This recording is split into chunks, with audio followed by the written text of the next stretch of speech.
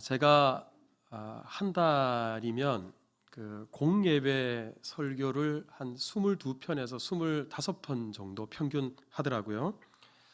근데 여러분들은 이해하실런지는 모르겠습니다만 설교하는 일이 참 힘들어요. 왜 힘든가 하면 더러 어떤 분들은 저한테 우리는 앉아서 예배 드리는데 목사님은 계속 서서 말씀하시니까 얼마나 힘드시겠어요 말씀하시는 분들이 계시지만 그게 힘든 게 아닙니다. 또 설교 원고를 준비하는 과정이 저처럼 지식도 여러 가지가 부족한 사람에게는 좀 힘든 작업이긴 하지만 그래도 그것 때문에 힘든 것도 아니에요. 설교가 힘든 가장 큰 이유는 설교라는 것이 말만 하면 되는 게 아니잖아요.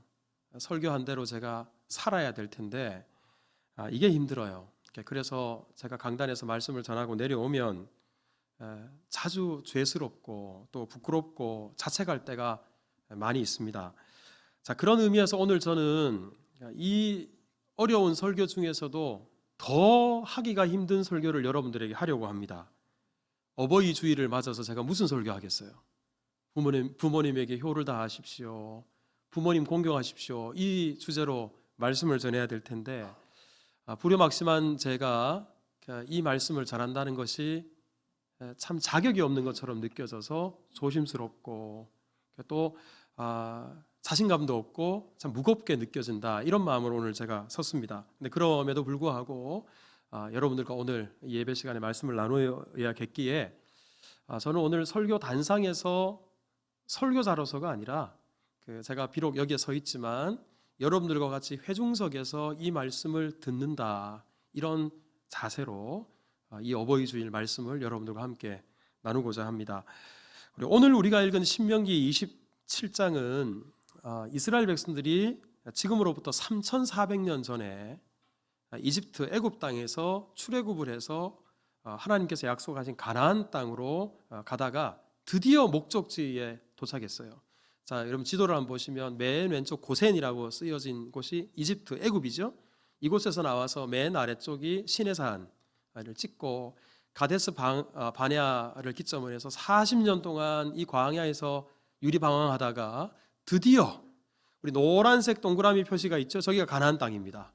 이제 요단강만 건너면, 우리 빨간색 화살표로 이제 요단강을 건너기만 하면 이제 가나안 땅에 들어가는 그 시점입니다. 이제 목적지에 다 왔어요. 자, 바로 이 시점에서 하나님께서 이스라엘 백성들에게 너희가 요단강을 건너서 가나안 땅에 들어가서 반드시 해야 될 일이 있다. 자, 우리 2절을 보면 보세요. 너희가 그 땅에 들어가서 큰 돌들을 세워라. 몇 개인지는 몰라요. 하지만 돌들을 세워서 석회를 발라라 그랬어요. 왜 석회를 발랐냐 그러면 돌에다가 석회를 바르면 하얗잖아요. 거기에다가 하나님의 말씀을 새기면, 그 말씀을 새겨서 검은색 잉크를 거기 안에다가 넣으면 얼마나 분명히 드러나겠어요. 그래서 8절에 보면 너는 이 율법의 모든 말씀을 그 돌들 위에 분명하고 정확하게 기록할지니라 그랬습니다. 자, 이렇게 돌 비석에다가 석회를 발라서 말씀을 새겨 넣은 다음에 그럼 그 비석을 어떻게 해야 되나? 4절을 보면 이 돌들을 에발산에다가 세워라 그랬어요. 여러분 아마 그리심산과 에발산은 다 아실 거라고 생각합니다. 지도에 보면 이스라엘 땅이 이렇게 있으면 빨간색 동그라미 보이시죠? 지도가 작아서 죄송합니다. 여기에 보면 사마리아 땅쯤 되고 이스라엘 가나안 땅 전체 중에 한 가운데쯤 돼요. 자, 여기에 그리심산과 에발산이 있습니다. 지금의 지도를 보면 사진을 보면 한번 띄워보세요. 마치 쌍둥이 산처럼 그 왼쪽에 있는 산이 그리심산이고 오른쪽에 있는 산이 에발산입니다. 구글 어스로 한번 보면 이렇게 생겼어요. 에발산이 조금 더 높습니다. 940m 해발 정도가 되는 낮은 산은 아니에요. 자, 이 산에 그 밑에 보면 넓은 평지가 있죠. 집들이 보입니까? 여기가 세겜이라고 하는, 성경에도 아주 자주 나오는 지명인데, 자, 그리심산과 에발산을 배경으로 해서, 근데 여기에서도 에발산 앞에다가 이런 돌비석을 세우러 왔다. 고고학자들이 이것이 여호수아 때 세워놓은 돌비석이다라고 하지만 확신할 수는 없고, 자, 이런 형태의 돌비석을 에발산 앞에다가 세웠습니다. 자, 그런 다음에 우리 읽지 않았습니다만 12절 13절을 보면 이스라엘 지파가 모두 12개 지파잖아요. 그 지파를 둘로 나누어서 6개 지파씩 6지파를 그리심산에서 6지파는 에발산 아래에 다 서게 했는데 사진 하나 보시면 자, 이런 형태가 될 겁니다. 자, 위에가 에발산이라고 치고 우리 밑에 거뭇한 게 그리심산이라고 쳤을 때 6개 지파씩 나누어서 각 산 밑에 사람들이 다 이렇게 예외 없이 모였습니다. 그리고 한 가운데에 지도자였던 여호수아가 서고 그 앞에 제사장들이 섭니다. 그리고는 각 지파의 지도자들도 이렇게 섭니다. 자, 이렇게 모든 이스라엘 백성들이 그리심산과 에발산 앞에 서고 돌비석은 에발산 앞에다가 딱 세워놓은 다음에 제사장들이 외치는 거예요. 자, 뭐라고 선포하면 뭐를 선포하든 간에 모여있던 백성들은 아멘 이렇게 화답을 해야 됐습니다. 자, 우리 한번 에발산 앞에 서 있는 사람이라고 지금 그리심산 에발산 아래에 서 있는 이스라엘 백성들이라고 치고 제가 한 말씀을 드리면 여러분들이 거기에 대해서 큰 소리로 아멘 한번 해보시기 바랍니다. 오늘 예배하는 여러분들에게 하늘의 은혜가 임할지어다. 우리 5월의 가정의 달인데 여러분들의 가정이 예수님만 섬기는 가정이 될지어다. 이런 식으로, 그러니까 이런 식으로 제사장이 외치면 모든 이스라엘 백성들이 거기에서 아멘으로 화답을 했습니다. 자, 그런데 문제가 있어요. 방금 우리가 한 것처럼 축복이 선포되고 거기에 대해서 아멘 하는 거는 기분 좋은 일이잖아요. 좀 전에 제가 여러분 있을지어다 그랬는데 기분 나빴던 분 계십니까? 축복에 대해서 아멘 하는 일은 좋은 일이에요. 그런데 이 돌비석을 그리심산이 아니라 어느 산 앞에 세웠어요? 에발산 앞에 세웠어요. 에발산은 저주의 산이에요. 그리고 신명기 27장에 나와 있는 이 저주에 대한 말씀이 모두 12가지가 나오는데요. 모두가 다 저주에 대한 언약입니다. 근데 여러분, 사실 축복에 대해서 아멘 하는 것은 쉬워요. 여러분 한번 생각해 보세요. 만약에 자, 이런 복을 받을지어다 아멘 했어요. 그런데 만약에 그 축복에 걸맞는 삶을 살지 않았다면 축복 안 받으면 그만이지 뭐 이렇게 될 수 있어요. 그러니까 꼭 지켜야 될 의무를 느끼지 못할 수 있습니다. 하지만 만약에 이렇게 행하지 않으면 저주가 임할지어다에 대해서 아멘 했어요. 안 지키면 어떻게 되는 거예요? 저주가 임하는 거예요. 축복과는 다른 겁니다. 그러니까 저주 언약은요 훨씬 더 어렵고 훨씬 더 강력합니다. 그런데 그 강력한 게 오늘 본문에 나와 있는데, 그런데 그 이 저주에 대한 언약 12가지 중에 오늘 우리가 읽은 16절 말씀, 부모를 경홀히 여기는 자는 저주를 받을지어다, 이 말씀이 전체 12개 중에 두 번째예요. 두 번째예요. 그만큼 하나님이 중요하게 여겼다라는 거거든요. 그러면 첫 번째가 뭐냐? 자, 우리 15절을 한번 보십시다. 자, 15절 같이 읽읍시다. 시작. 장색의 손으로 조각하였거나 부어 만든 우상은 여호와께 가증하니 그것을 만들어 은밀히 세우는 자는 저주를 받을 것이라 할 것이요 모든 백성은 응답하여 말하되 아멘 할지니라. 여기에서 이 말씀, 이 15절 말씀 첫 번째 저주 언약은 우상 만들지 말고 우상 섬기지 말라는 거예요. 이것은 우상에 대한 법은 이스라엘 백성들이 또 하나님의 백성들이 지을 수 있는 가장 큰 죄고 가장 심각한 죄입니다. 그러니까 저주 언약에 있어서도 우상 만들지 마라, 우상 숭배하지 마라가 첫 번째 나오는 것은 당연해요. 근데 두 번째가 바로 뭐냐? 두 번째가 다름 아니라 부모를 경홀히 여기는 자는 저주를 받을지어다. 여러분, 이 부모를 공경하지 않는 것을 이만큼 하나님께서는 무겁게 심각하게 다루고 있다는 겁니다. 그 다음 세 번째, 네 번째, 12번째까지는 어떤 내용인가? 여러분 17절을 보시면 하나님께서 분배해 주신 땅이 있어요. 근데 그 이웃의 경계표를 옮겨요. 우리가 잘 아는 것처럼 이스라엘 백성들은 가나안 땅에 들어가서 땅을 값을 주고 사지 않습니다. 하나님이 지파별로 가문별로 다 나눠 주셨어요. 그리고 이 땅은 절대로 팔아서도 안 되는 거예요. 그런데 그 땅의 경계를 아무도 모를 때 가가지고는 경계를 옮겨버려요. 자기 땅을 이만큼 만들어버리고 남의 땅을 요만큼 만들어버렸어요. 이거 얼마나 나쁜 일입니까? 자, 이렇게 하는 자는 저주를 받을지어다. 20절을 보면 그의 아버지의 아내와 성관계를 하는 자는 저주를 받을지어다. 21절에 보면 짐승과 성관계하는 자는 저주를 받을지어다. 24절에 보면 이웃을 암살하는 자는 저주를 받을지어다. 여러분, 이 여기에 나오는 죄들이요, 하나같이 심각한 죄들입니다. 절대로 있어서는 안 될 죄들입니다. 그런데요, 이런 부끄럽고 참담한 죄들보다도 부모를 경홀히 여기는 이 죄를 우상숭배 바로 다음에다 갖다 올려놓고 저주 언약을 맺게 했습니다.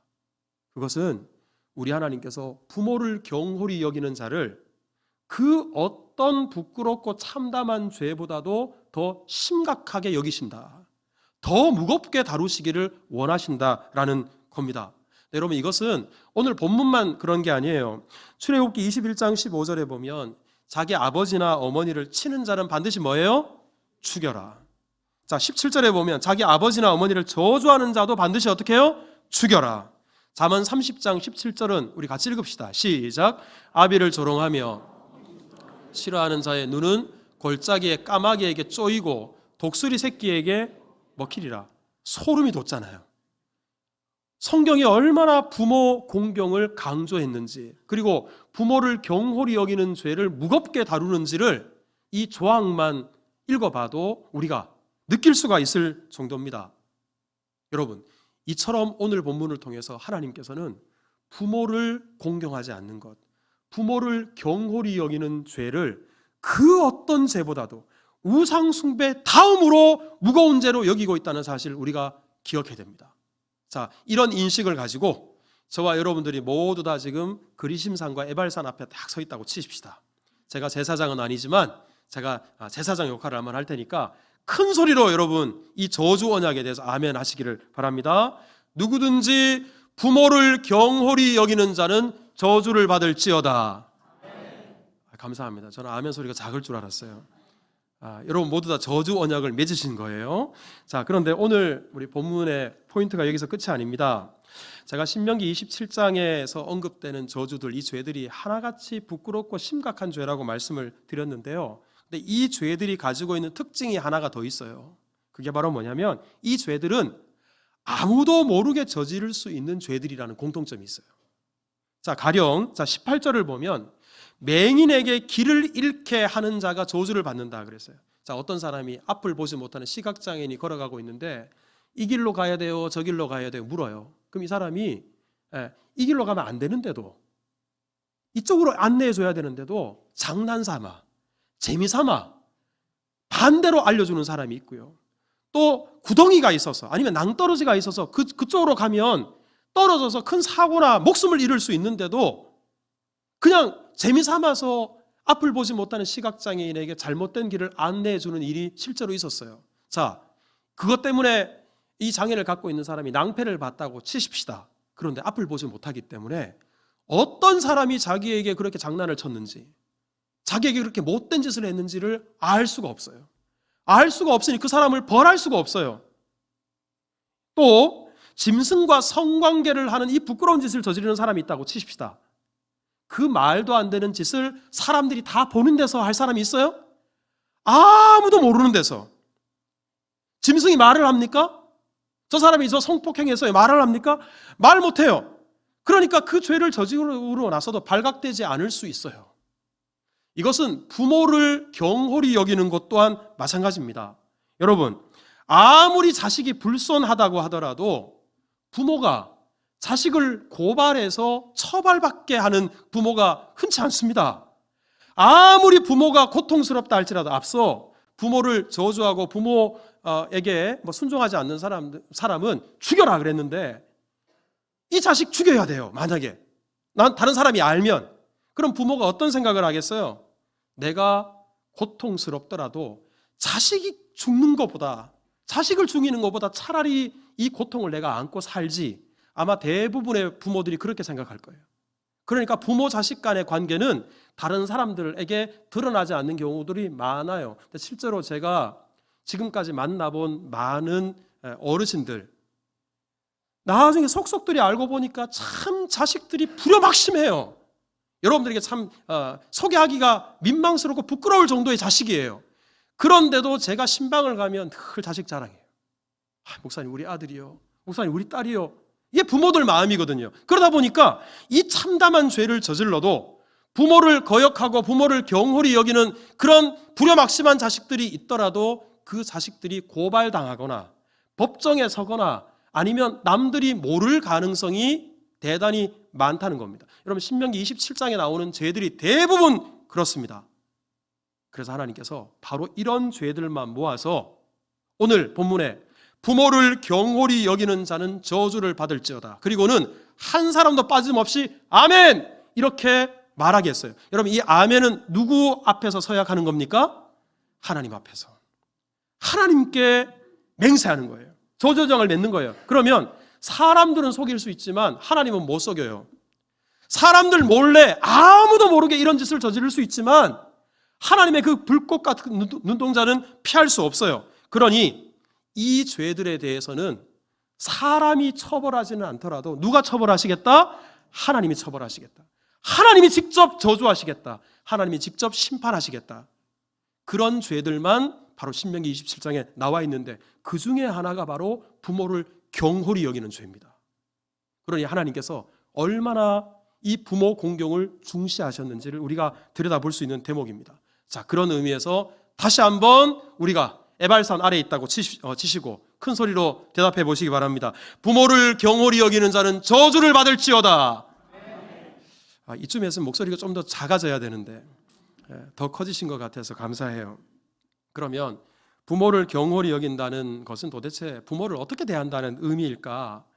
경홀히 여긴다라는 말의 히브리어가 칼라라는 단어입니다. 근데 이 단어가 가볍게 여긴다, 그리고 무시한다, 또는 명예를 실추시킨다, 이런 의미가 있어요. 부모를 경홀히 여기는 구체적인 신뢰가 성경에 몇 군데 나오는데 신명기 21장 18절에 보면 사람에게 완악하고 패역한 아들이 있어 그의 아버지의 말이나 그의 어머니의 말을 순종하지 아니한대요. 징계를 해도 순종하지 않는데요. 이것은 부모를 가볍게 여겨서 그래요. 부모의 말을 가볍게 여겨서 그렇습니다. 이런 사람을 그 다음 절에 보면 성읍의 모든 사람들이 돌을 들고 와서 쳐서 죽여라 그랬어요. 부모를 가볍게 여기는 것, 경홀히 여기는 것, 순종하지 않는 겁니다. 자, 또 한 가지 앞서도 봤습니다만 출애굽기 21장 17절에 자기의 아버지나 어머니를 저주하는 자는 죽여라 그랬는데 여기서 저주하는 것도 경홀히 여기는 거예요. 여기서 이 저주는 부모에게 욕하는 사람들이에요. 부모에게 막말, 차마 자식이 부모에게 해서는 안 되는 말들을 부모에게 퍼붓는 것, 이게 바로 성경이 말하는 저주입니다. 그런데 이런 가정이 많아요. 다 부모를 가볍게 여겨서 그렇습니다. 출애굽기 21장 15절에 보면 자기 아버지나 어머니를 치는 자는 어머니를 폭행하는 거예요. 이것 또한 어떻게 자식이 자기를 낳아준 부모를 폭행할 수가 있겠어요?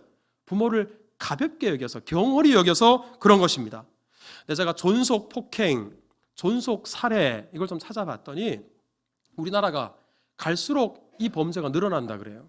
특별히 존속 살해의 경우에는 우리나라 전체 살인 사건의 약 8% 정도가 된다고 하더군요. 근데 이것이 미국이나 서구 사회의 한 2배가 넘는, 우리나라가 동방예의지국이라고 하고 효의 나라라고 하는데 어떻게 이런 일이 이렇게 많이 벌어질까? 외국과는 달리 우리나라는 자식들이 나중에 장성하고 난 이후에도 완전히 독립하지 않고 그래도 결혼하고 난 이후에도 부모 세대와 여러 가지 연결이 되어 있어요. 같이 사시기도 하고 늘 접촉하고 관계를 유지하고 있다 보니까 이런 부대낌 속에서 이런 사고들이 생겨난다. 근데 그렇다 하더라도 이런 존속 폭행과 그리고 존속 살해 이런 것들이 점점점 늘어나는 사회 속에서 우리가 살아가고 있다는 것이 참 부끄럽고 안타깝다. 이런 생각을 지울 수가 없습니다. 자, 그런데 여러분, 우리 여기서 부모님을 공경한다, 이 말, 우리가 경홀히 여긴다는 말의 반대말이 공경이잖아요. 근데 이 공경이라는 말, 부모 공경이라는 말과 하나님을 공경한다라는 이 말이 다른 단어가 아니라 같은 단어라는 사실을 우리가 아셔야 돼요. 여기서 경홀히 여긴다는 게 부모를 가볍게 여기는 거잖아요. 공경한다라는 말은 무겁게 여긴다는 거예요. 근데 말라기 1장 6절을 보면 보세요. 내 이름을 멸시하는 제사장들아, 나 만군의 여호와가 너희에게 이르기를 아들은 그 아버지를 공경하나니, 하지만 내가, 즉 하나님이 너희의 아버지가 될 텐데 왜 너희는 나를 공경하지 않느냐. 여기서 부모에 대한 공경, 하나님에 대한 공경이 똑같이 카바드라는 단어, 무겁게 여기다는 단어가 사용됐어요. 그러니까 하나님께서는 하나님을 공경하는 마음으로 부모를 공경하라 말씀하는 거예요. 여러분, 우리 오늘 저주 언약에도 첫 번째가 하나님을 공경하는 사람은 우상 숭배하지 않아요. 부모를 공경하는 사람은 부모를 경홀히 여기지 않아요. 우리가 부모를 경홀히 여기지 않는다는 것, 부모님을 언제나 무겁게 여기고 부모님의 말씀 하나하나를 무겁게 여길 수 있을 때 그때 부모 공경이 시작된다라는 겁니다. 때문에 여러분 우리가 기억해야 될 것, 부모 공경하는 것은 도덕의 문제, 윤리의 문제가 아니라는 것, 그리고 법의 문제도 초월한다는 것, 가장 인간됨의 기본, 사람됨의 기본일 뿐만 아니라 영적인 문제이고 신앙적인 문제입니다. 여러분 왜 그렇습니까? 이것이 믿음의 문제이고 영적인 문제이기 때문에 하나님께서 저주하시는 거예요. 하나님께서 다루시는 거예요. 하나님께서 심판하시는 이유가 여기에 있는 겁니다. 제가 우리 어버이 주일을 맞아서 여러분들에게 계속 이 좋은 날 저주 그러니까 좀 죄송스러워요. 그런데 하지만 하나님 말씀이니까 하나님께서 왜 이렇게 복을 이야기하셔도 되는데 저주를 이야기하십니까? 그것은 이만큼 중요한데도 부모 공경하는 것을 실천하지 않으니까, 부모 공경하는 것을 우습게 여기니까 하나님께서 저주를 서약하게 하심으로 말미암아 지키게 하시려는 거예요. 네, 여러분 사실은 부모 공경은 처음부터 저주를 하나님 말씀하신 게 아니에요. 원래 부모 공경하라는 이 말씀은 축복이 따르는 거예요. 우리 출애굽기 20장 12절을 보십시오. 내 부모를 공경하라. 그리하면 내 하나님 여호와가 내게 준 땅에서 내 생명이 길리라. 여러분 여기서 내 생명이 길리라 이게 뭡니까? 축복이에요. 부모 공경하면 복받는 일인데도 이 복받는 일을 차버리고 오히려 이스라엘 백성들이 범죄하고 있으니까 하나님께서 안타까워서 부모 공경하지 않으면 저주가 임할 것이다. 이 서약을 맺으시는 겁니다.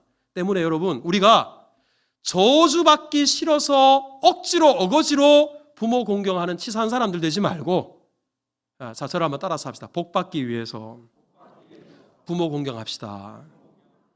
여러분 에베소서 6장 2절 3절에도 내 아버지와 어머니를 공경하라. 이것은 약속이 있는 첫 계명이니 이로써 네가 잘되고 땅에서 뭐 하리라? 장수하리라. 여러분 부모 공경은 이렇게 약속 있는 계명이에요. 하나님의 복이 따르는 계명입니다. 근데 어떤 사람은 여기서 부모 공경 잘하면 땅에서 잘되고 장수한다. 요 문자, 요 글자만 주목하는 분들이 계시는데 그러면서 나는 오래 살기 싫은데요. 뭐 이런 그 말을 젊은 사람들 중에 하는 분들이 들어 있어요. 그런데 여러분 하나님께서 우리에게 주신 복의 1차적인 의미는 하나님과의 관계예요. 부모 공경을 통해서 하나님과의 관계가 바로 세워지면 그 바로 세워진 관계를 통해서 하나님께서 우리가 상상할 수 없는 복을 주십니다. 부모 공경을 통해서 하늘문이 열리게 되면 막혀져 있던 그 축복들이 우리에게 임하게 되는 거예요. 그러니 여러분 다른 어떤 계명보다도 부모를 공경하면 하나님께서 복을 주신다고 하는 이유가 바로 여기에 있습니다. 근데 간혹 우리 어르신들 중에 저에게 이런 말씀을 하시는 분이 계세요. 목사님 저는 빨리 죽고 싶다고, 자녀에게 짐이 되기 전에 또 자녀들 힘들게 하기 전에 빨리 천국 가고 싶다고. 실제로 제가 서울에서 사역할 때 한 권사님이 대신방을 하는데 기도 제목을 한 줄 딱 적어내셨어요. 빨리 천국 가게 해주세요. 이게 대신방 기도 제목이에요. 다른 기도 제목 하나도 없어요. 제가 가서 여쭤봤더니 권사님 혼자 사시는데 아직 건강하세요. 그런데 이 권사님이 하신 말씀이 목사님 지금은 제가 다 할 수 있다고, 혼자 못하는 게 없다고, 하지만 이때 잠자다가 천국 가면 얼마나 좋겠어요. 앞으로 내가 이것도 못하게 되고 저것도 못하게 되고 자식들 다들 바쁘게 살아가고 있는데 그 자식들이 나 병시중 들고 뭐 이래저래 돌보려고 그러면 얼마나 힘들겠어요. 그러니 그렇게 되기 전에 나 빨리 천국 가고 있으면 좋겠다고. 여러분 이렇게 말씀하시는 분들의 공통점이 뭐냐면 대부분 부모님들을 잘 모셨던 분들이에요. 부모님을 잘 모시려고 하니까 부모님을 잘 모시는 것이 얼마나 힘든 일인 줄 알아요. 그래서 그 힘든 일은 내 자식들한테 안 시켜야 되겠다. 그 짐을 자식들한테 안 지워줘야 되겠다. 부모님들이 그렇게 생각하고 나 빨리 죽었으면 좋겠다. 나 얼른 천국 갔으면 좋겠다. 이렇게 생각하는 거예요. 하지만 그 어르신들의 말씀을 충분히 이해하지만 사실 그것은 하나만 알고 둘은 모르시는 거예요. 그게 무슨 말이냐 그러면 자녀들이 힘들더라도 무겁더라도 부모님을 공경하고 부모님을 잘 모시게 되면 그 부모 공경을 통해서 하나님과의 관계가 바로 세워져요. 그 부모 공경을 통해서 자식들이 복을 받아요. 때문에 우리 수영교회 어르신들 중에 목사님 나 빨리 죽고 싶어요. 빨리 천국 가고 싶어요. 이런 말씀 앞으로 절대로 하지 마시기를 바랍니다. 왜 아멘 안 하세요? 예, 이거 아멘 하셔야 돼요. 이게 복 받는 비결이에요. 제가 어렸을 때 저희 할머니가 중풍이 있으셔서 오른쪽을 못 쓰셨어요. 그런데 저희 어머니 아버지가 농산일을 하시니까 바쁘시잖아요. 그러니까 저에게 할머니를 맡기셨어요. 그래서 제가 그 할머니 초등학교 때부터 우리 밤새 용변을 보시면 아침에 그걸 다 비우고 요강이라고 하죠. 다 씻어서 다시 갖다 놓고 그 일을 제가 했어요. 계속 그 할머니랑. 근데 사실 지금 생각해 보면 그때 제가 늘 할머니랑 같이 자고 할머니 밥상 들고 와서 할머니 갖다 드리고 할머니 뭐 필요한 것들 제가 늘 도와드리고 이런 일을 하면서 우리 할머니에게 받은 사랑이 사실은 더 커요. 그리고 그렇게 우리 할머니 사실 제가 원한 것은 아니었지만 부모님이 시켜서 그렇게 해야 되는 줄 알고 그렇게 한 것이지만 그것이 저에게 복이 된 줄 믿어요. 또 최근에도 어떤 임종을 앞두신 우리 집사님의 어머님이 계셔서 제가 신방을 갔어요. 마지막 영접 기도도 해드리고 기도해드리기 위해서 갔는데 그 집사님이 대단히 주저하세요. 왜 주저하시냐 그러면 목사님 지금 벌써 한참 동안 다 용변을 받아내서 방에 냄새가 많이 납니다. 목사님 너무 죄송해요 그러시는데 저는 사실 너무 익숙해요. 하나도 주저됨이 없고 그게 좀 힘들다는 생각이 안 들어요. 왜냐하면 어렸을 때부터 거기 너무 익숙해져서. 그러니까 제가 지금 생각해 보니까 어렸을 때 초등학교 때 할머니랑 같이 그렇게 모셨던 것이 목회를 하는데도 이렇게 도움이 되니 제가 가식적인 게 아니라 정말 그렇습니다. 저는 어르신들을 너무 좋아해요. 어르신을 만나면 반가워요. 우리 교회 어르신들이 이렇게 많으셔서 이번에도 우리 어르신 식사 대접을 할 때 많은 분들이 함께 오셔서 같이 대화하고 교제할 수 있어서 얼마나 감사한지 몰라요. 그게 다 저는 제가 받아 누리고 있는 복이라고 생각합니다. 때문에 여러분 빨리 죽어야지 생명의 주인은 하나님이시니까 감히 하나님께 도전하는 말씀이야. 그래 내가 하나님께서 이 땅에 남겨진 동안에 그래 내가 우리 자식들한테 축복의 통로지. 그러니 그것 때문에 힘들어하지 마시고 오히려 자녀들을 위해서 계속해서 축복해 주십시오. 그리고 믿음의 본을 보여주십시오. 근데 더러 우리 성도님들 중에는 부모님들에 대해서 좀 불편한 감정을 갖고 계신 분들도 제가 보니까 제법 돼요. 부모님들로부터 받은 건 없는데 아픔, 상처 그래서 그런 것들이 너무 커서 입 밖에 내기도 어렵고 심지어 성경에서 내 부모를 공경하라 이 말씀을 읽기가 두렵고 어버이 주일에 교회에 가서 앉아서 말씀을 듣고 있는 게 몸서리 쳐지는 그런 분들도 계시다는 말씀을 들었어요. 아마 여러분들 중에 그런 분들이 계실 수 있습니다. 그래서 제가 섣부르게 말할 수 없어요. 그러면 안 된다고 제가 말씀드리기가 어려워요. 하지만 분명한 것은 부모님과의 관계가 막히면 하나님과의 관계도 막힌다는 사실, 이것은 변하지 않습니다. 저와 여러분들이 우리 하나님께 드린 것, 우리 예수님께 드린 것이 뭐예요?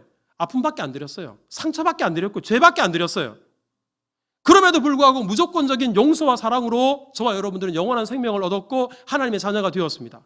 그렇다면 적어도 우리 부모님은 우리를 낳아주셨잖아요. 부모님 때문에 우리가 이 세상에 존재를 하고 있어요. 그렇다면 우리가 남들이 다 이해하지도 못하는 그 심한 상처와 아픔이 있을지라도 우리가 받은 이 큰 구원과 용서를 기억하시고 하나님 앞에 무릎 꿇고 부모님과의 정리되지 못한 그 상처와 아픔의 문제를 해결하십시오. 그리고 품으십시오.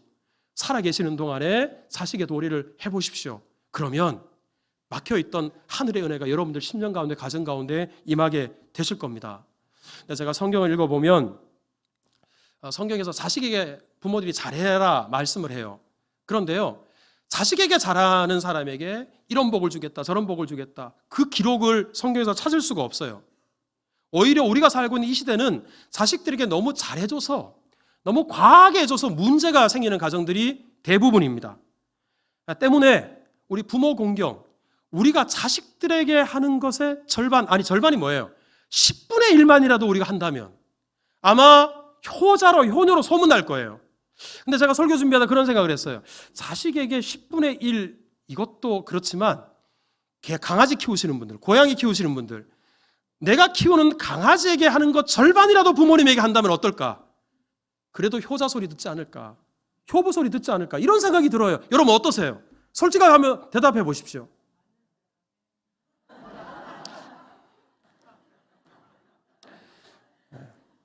여러분, 우리 부모님이 살아계신 분, 지금도 부모님이 생존해 계신 분은 살아계실 때 공경하십시오. 그리고 정말 부모님은 기다려주지 않으시고 또 부모님의 말씀 한마디 한마디 우리가 다 아는 내용이지만 무겁게 여기며 사십시다. 그게 바로 복받는 길이라는 사실을 꼭 기억하시고, 혹시 효도를 하고 싶어도 이미 부모님 세상을 떠나시고 안 계시다, 이런 분들은 우리 교회 안에 또 우리 주변에 우리 어르신들 마음을 다해서 섬겨보십시오. 그리고 부모님을 먼저 떠나보낸 우리 자녀들이 부모님에게 할 수 있는 최고의 효도가 뭔지 아십니까? 이 세상에서 우리 부모님이 그렇게 사랑하시고 잘 섬기셨던 예수님, 우리 또한 잘 믿고 천국에 가서 다시 만나는 거예요. 아마 여러분들 중에 권사님으로 계시다가 임종하신 우리 부모님이 계실 것이고, 장로님으로, 집사님으로 이름도 없이 빛도 없이 주님을 사랑하고 섬긴 우리 부모님들, 그 부모님이 새벽 찬바람 헤치고 새벽에 가서 기도하시고 늘 믿음으로 살아라, 예수 잘 믿어야 된다, 우리 권면하셨던 그 부모님의 음성들 아직도 기억하고 간직하고 계신 분들이 많으리라고 생각합니다. 부모님을 향한 효도가 다른 게 아니라 여러분들 또한 부모님께서 걸어가신 그 믿음의 발자취를 힘써 잘 살아내시고 천국에서 만나서 다시 만나서 저도 이렇게 주를 섬기다 왔노라고, 그 재회의 기쁨과 감격이 얼마나 크겠습니까? 이런 은혜가 여러분들 가운데, 여러분들 가정 가운데 풍성하기를 주님의 이름으로 축복합니다.